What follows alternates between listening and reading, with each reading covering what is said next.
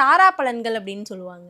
Yes. அத பத்தின பெரிய புரிதல் யாருக்குமே இல்ல அப்படின்னு ஓகே நினைக்கிறேன். ஓகே. அப்படின்னா என்னது சார் தாரா பலன்கள் அப்படிங்கிறது? நம்ம வந்து 27 நட்சத்திரம் இருக்கு.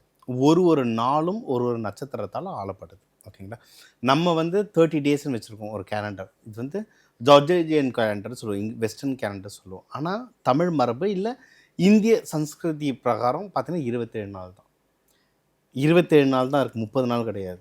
27 நாள் தான். ஒரு மாதத்தில் 27 நாள் தான். ஒரு வருஷத்துக்கு பார்த்தா 13 மாதம். இதெல்லாம் நீங்கள் எங்கன்னா ரொம்ப பெரிய ஃபினான்ஷியல் செக்டர்ஸ், இப்போ பெரிய பெரிய செல்ஃபோன் கம்பெனிங்கெல்லாம் பாருங்கள் 30 நாள் வேலிடிட்டி தர மாட்டாங்க, 27 நாள் 29 நாள் தருவாங்க. ஏன்னா இது எல்லாமே அது பின்னாடி இருக்க சீக்ரெட். இப்போ இதுக்கு என்ன சார் லாஜிக் அப்படின்னு கேட்டிங்கன்னா ஒன்றுமே இல்லை. இயற்கை அறிவியல் சேர்ந்தது தான் ஆன்மீகம்.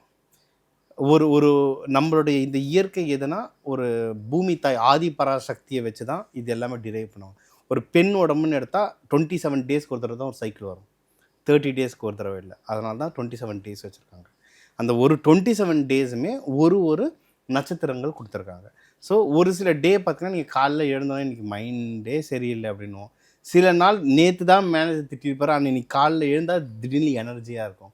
இதெல்லாம் என்னென்னா அந்தந்த டேஸ் ஒரு நட்சத்திரம் இருக்கும், அந்த நட்சத்திரத்தோட ஆக்டிவிட்டி. இப்போ நீங்கள் டேஸே எடுத்திங்கன்னா திங்கள் செவ்வாய் வியாழன் இருக்கலாம், இது எல்லாமே ஒரு பிளானட்.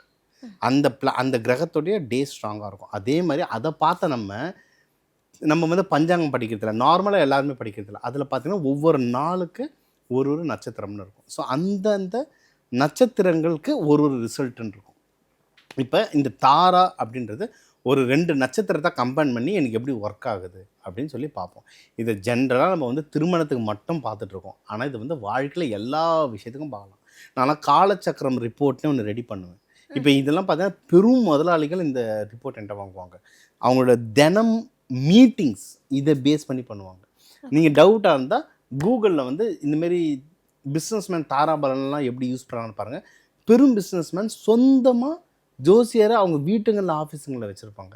அந்த நாள் குறித்து கொடுப்பாங்க. இந்த டைமில் பேசுங்க, இந்த டீலை இந்த டைமில் சைன் பண்ணுங்கன்னு தினம் டெய்லி ஷெட்யூலே போட்டு தருவாங்க. நானே போட்டு தந்திருக்கேன். அந்த மாதிரி